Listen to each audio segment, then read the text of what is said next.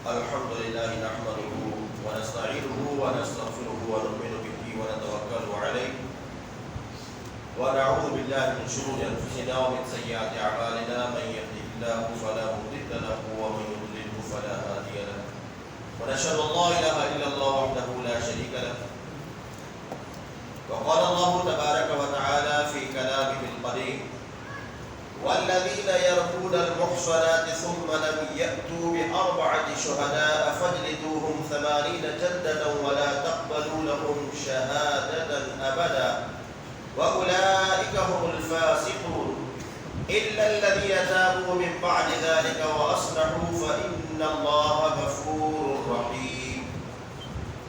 ترجمہ: اور جو پاک دامن عورتوں پر تہمت لگائیں پھر 4 گواہ نہ لائیں تو انہیں 80 کوڑے لگا اور ان کی گواہی کبھی نہ مانو اور وہی فاسق ہے، مگر جو اس کے بعد توبہ کر لے اور اپنی اصلاح کر لے تو بے شک اللہ بخشنے والا مہربان ہے. سورہ نور کی آج 5ویں آیت، 4تھی اور 5ویں آیت ہم نے پڑھی. ان آیتوں میں تہمت لگانے کا ذکر ہے کہ اگر کسی نے پاک دامن مرد پر، پاک دامن عورت پر معاذ اللہ زنا کی تہمت لگائی، اب اس کی سزا کیا ہے؟ اور شریعت میں ایسی بات کرنے والے کو کیا ایسے ہی چھوڑ دیا جائے گا؟ اسلام ایسے قوانین اور ایسے پیارے اصول بیان فرماتا ہے، اگر ان پر عمل کیا جائے تو سب کی عزتیں محفوظ ہو جائیں. کسی کے اوپر اتنی بڑی تہمت لگانے سے پہلے بندہ 1000 دفعہ سوچے گا کہ میں جو اپنے زبان سے کسی کے لیے الفاظ نکال رہا ہوں اس میں کوئی میرے لیے بہت بڑی وبا، میرے لیے کوئی حد جاری تو نہیں ہو جاتی. میرا رب کریم اس آیت کریمہ کے اندر ارشاد فرماتا ہے اور جو پاک دامن عورتوں پر تہمت لگائیں. اس آیت مبارکہ میں پاک دامن اجنبی عورتوں پر زنا کی تہمت لگانے والوں کی سزا کا بیان ہے. خلاصہ یہ، جو لوگ پاک دامن عورتوں پر زنا کی تہمت لگائیں، اب تہمت لگائی زنا کی، اب تہمت لگانے کے لیے جس بندے نے کہا کہ اس عورت نے زنا کیا ہے، اب اتنی بات کو ثابت کرنے کے لیے قرآن فرماتا ہے کہ اسے 4 گواہ چاہیے. اگر اس نے بات کی ہے تو ثابت کرے. اسے ثابت کرنے کے لیے 4 گواہوں کی ضرورت پڑے گی کہ وہ ثابت کرے کہ کیا آیا اس نے جو بات کی ہے وہ صحیح بھی کی ہے کہ نہیں کی. پھر ایسے گواہ نہ لائیں جنہوں نے ان کا زنا کا معائنہ کیا ہو. ان میں سے اب جس نے تہمت لگائی ہے فرمایا کہ اس پر 80 کوڑے لگاؤ. آج ہمارے معاشرے میں یہ تہمت لگانا کوئی بڑی بات نہیں سمجھی جاتی. کسی کو لگا دیا، بول دیا، اس نے سنا بول دیا، زنا کی تہمت لگا دی، بدکاری کی تہمت لگا دی، یہ ایسی عورت ہے، یہ فلاں عورت ہے، یہ وہ ہے، یہ آدمی ایسا ہے. بات تو کر دی لیکن یہ بات ثابت کرنے کے لیے گواہ ہو اگر نہیں ہے. یہ بندہ جاتا ہے قاضی کی عدالت میں اور کہتا ہے حاکم کو کہ جناب فلاں نے میری عزت پر، عصمت پر، پاک دامی کے اوپر ایک سوال کھڑا کیا ہے، اسے ثابت کرے مجھے سزا دلوائے، ثابت نہ کرے تو پھر اسے سزا دلوائی جائے. اگر ثابت ہو جائے میرے لیے تو مجھے سزا دی جائے، اگر ثابت نہ کر سکے تو پھر اسے جھوٹی تہمت لگانے کی سزا دلائی جائے. یہاں چند احکام ہے. زنا کی تہمت لگانے والے کی سزا کس طرح ہوگی، کیا ہے، اس کے بارے میں کچھ احکام ہے. فرمایا جو شخص کسی پارسا مرد یا عورت پر زنا کی تہمت لگائے اور اس پر 4 معائنے کے گواہ پیش نہ کر سکے تو اس پر 80 کوڑوں کی حد واجب ہو جاتی ہے. اب اسے 80 کوڑے لگائے جائیں گے. نمبر 2، ایسے لوگ جو زنا کی تہمت میں سزایاب ہوں اور ان پر حد جاری ہو چکی ہو تو مردود الشہادت ہو جاتے ہیں، یعنی ان کی گواہی کبھی مقبول نہ ہوگی. پارسا سے مراد وہ ہے جو مسلمان، مکلف، آزاد اور زنا سے پاک ہو. ایک بہت بڑی بات بیان کی گئی ہے، اگر کسی بندے نے جھوٹی تہمت لگائی اور ثابت نہ کر سکا، عدالت نے، قاضی نے اسے 80 کوڑے لگوا دیے، اب 80 کوڑے لگنے کے ساتھ ساتھ ایک بہت بڑی چیز اس کے سر پر آئے گی، وہ یہ کہ یہ ہمیشہ کے لیے مردود شہادت ہو گیا، کسی بھی جگہ پر اس کی گواہی قبول نہ ہوگی۔ مسلمان کسی کی گواہی، کسی کی زبان دیکھی جاتی ہے، کسی کا کردار دیکھا جاتا ہے، لیکن جس نے جھوٹی تہمت لگائی اب اس کی کسی بھی جگہ پر گواہی مقبول ہی نہ ہوگی، گواہی دینا بھی چاہے گا تو اسے رد کر دیا جائے گا کہ آپ کی گواہی قبول ہی نہیں، اور ہمیشہ کے لیے جب تک زندہ ہے۔ کتنی بڑی بات ہے، ایک مسلمان باکردار آدمی لیکن اپنی گواہی، اپنے بول کو ایسا گندا کر دیا کہ اب اس کے بول نہ سنے جائیں گے نہ کوئی سمجھا جائے گا۔ آگے فرمایا حد قذف یعنی زنا کی تہمت لگانے کی سزا مطالبے پر مشروط ہے، یعنی اگر کسی کے اوپر زنا کی تہمت لگائی، جس پر لگائی وہ مطالبہ کرے گا تو ہی پھر سزا ملے گی، اگر مطالبہ نہیں کرتا تو پھر قاضی کو یہ نہیں ہے کہ وہ پوچھتا رہے کہ کس نے کس کے اوپر تہمت لگائی۔ ہاں اگر کسی کے اوپر زنا کی تہمت لگی ہے تو خود جاتا ہے قاضی کی عدالت میں، اور پھر شرعی عدالت اسے سن کر اس کا صحیح فیصلہ کرتی ہے، تو اب اس کے اوپر سزا کی، زنا کی یا تہمت وغیرہ کی سزا لگے گی۔ غلام، پہلے زمانے میں غلام ہوتے تھے، غلام اپنے آقا کے خلاف اور بیٹا اپنے باپ کے خلاف یا ماں کے خلاف حد قذف وغیرہ کی دعویٰ نہیں کر سکتا۔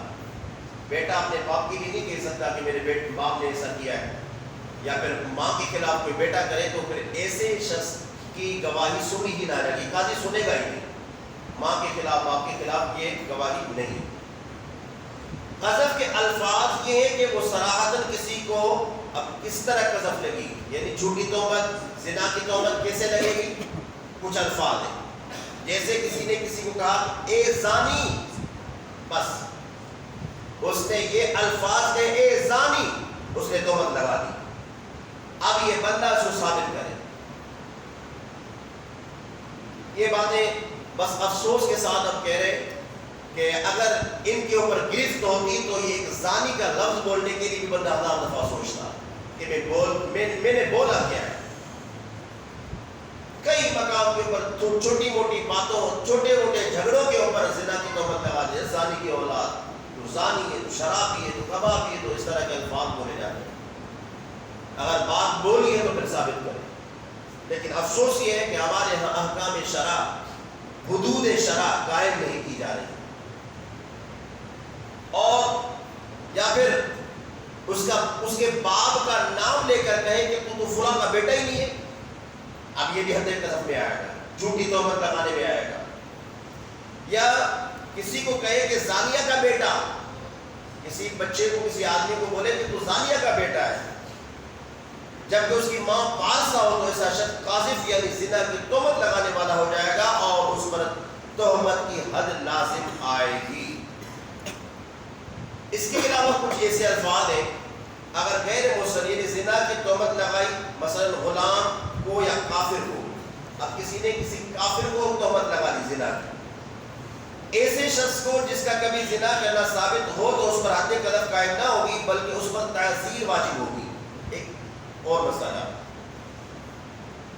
زنا کیا تھا، اب اس کو زنا کی سزا لگی، یعنی 100 کوڑے لگے، غیر شادی شدہ تھا، 100 کوڑے لگے۔ اب اسلام جس کو سزا لگی اب اس کے بعد بھی زانی کہنے کی اجازت نہیں دیتا۔ زنا کیا، ثابت بھی ہوا، شریعت نے سزا بھی دی، لیکن اب بھی اس کو زانی کہہ کر کوئی پکارے گا نہیں، اور اگر پکارے گا، اگر جس نے زنا کیا تھا سزا بھی لگی، پھر بھی کہنے والے کے اوپر شرعی عدالت تعزیر سے سزا دے گی۔ تعزیر کیا ہوتا ہے؟ تعزیر سے مراد یہ کہ 3 سے 39 کوڑے، 3 سے لے کر 39 کوڑے، جتنے قاضی چاہے، حاکم چاہے، ان میں سے اس کے لیے منتخب کرے کہ 20 کوڑے اس کی سزا لگاؤ۔ اس نے کیوں بولا؟ چاہے 3 بولے چاہے 39 بولے، 3 سے لے کر 39 کے بیچ میں جتنے قاضی چاہے کوڑے لگوا سکتا ہے. جس نے زنا کیا سزا لگی اس کے باوجود اس کو کسی نے زانی کہا. آپ اندازہ لگائیں ہمارے ہاں کتنی تہمتیں, کتنا برا بلا کہا جاتا ہے. قرآن کریم کے اندر کسی کو ستانے کے اوپر کیا فرمایا گیا؟ وَالَّذِينَ يُؤْمِنُونَ الْمُؤْمِنِينَ وَالْمُؤْمِنَاتِ بِغَيْرِ مَا اكْتَسَبُوا فَقَدِ احْتَمَلُوا بُهْتَانًا وَإِثْمًا مُبِينًا. اور وہ جو مومنوں کو, مومن مردوں یا مومن عورتوں کو ستائے, یؤذون اذیت دے, بغیر ما اکتسبوا, بغیر اس کے کسی کے کمائے, اس نے کچھ کیا نہیں اس کو ستا دیا. آپ نے کچھ ایسا جملہ بولا جس سے اس کو ستا لیا, اس کی دل آزاری کی. میرا رب کیا فرماتا ہے؟ فَقَدْ احْتَمَلُوا بُهْتَانًا وَإِثْمًا مُبِينًا. تحقیق اس نے بہت بڑا بہتان باندھا اور بڑا گناہ اس نے کما لیا, بڑا گناہ کما لیا. میرے پیارے اور محترم سامعین کرام, آج کا یہ درس ہمیں اس بات کی تنبیہ کر رہا ہے. درس قرآن کی آیتیں ہمیں تنبیہ کر رہی ہیں کہ کبھی بھی کسی کے لیے اگر بولے تو پہلے سوچ کے بولے. اگر تہمت لگا دی تو پھر اگرچہ قاضی نہیں ہے, اگرچہ یہاں پر شرعی سزا نہیں ہے, لیکن رب کریم کے یہاں ہم کیا ٹھہریں گے؟ کہیں مردود الشہادت تو نہ بن گئے کہ ہماری گواہی قبول نہ ہو. میرے پیارے محترم دوستو عزیزو, اسی طرح اگر کسی شخص نے زنا کے سوا کسی گناہ کی تہمت لگائی, اگر کسی پر زنا کی تو تہمت نہیں لگا رہا, کوئی اور گناہ کی تہمت لگا رہا ہے, مثال کے طور پر مسلمان کو بولا ہے وہ فاسق اور فاجر, یہ بھی گناہ ہے. اب اس کے اوپر بھی تعزیراً سزا ملے گی. 3 سے لے کر 39 کوڑوں کی سزا ہے شرعی طور پر.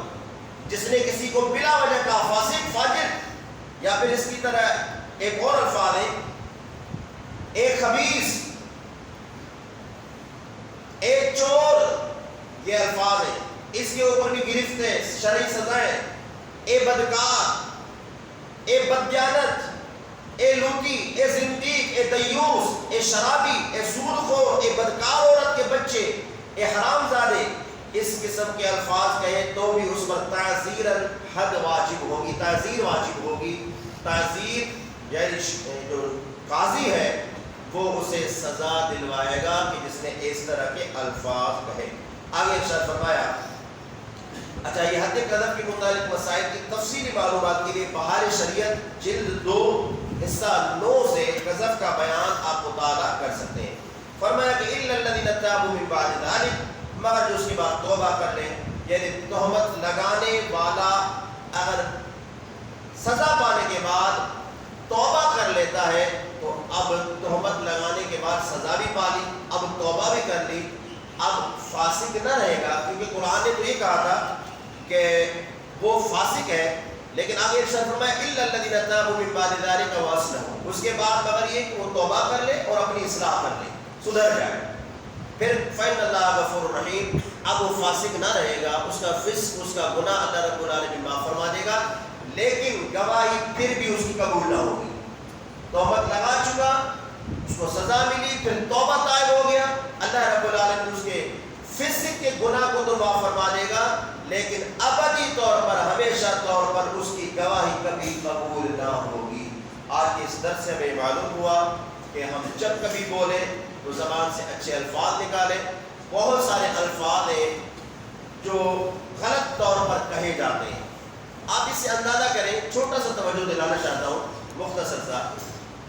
ہمارے اسلام میں خاندان کتنا محفوظ ہے, ہمارے اسلام میں نسب نامہ کتنا محفوظ ہے. اگر کوئی کسی کو کہا دوسرے کا بچہ ہے تو ثابت کرے.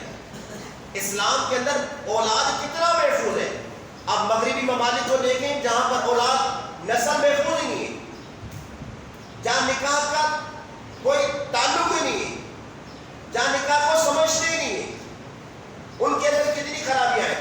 ہمارے یہاں خاندان محفوظ ہے, اولاد محفوظ ہے, اس کی برکت سے ماں باپ کی خدمت بھی کی جاتی ہے.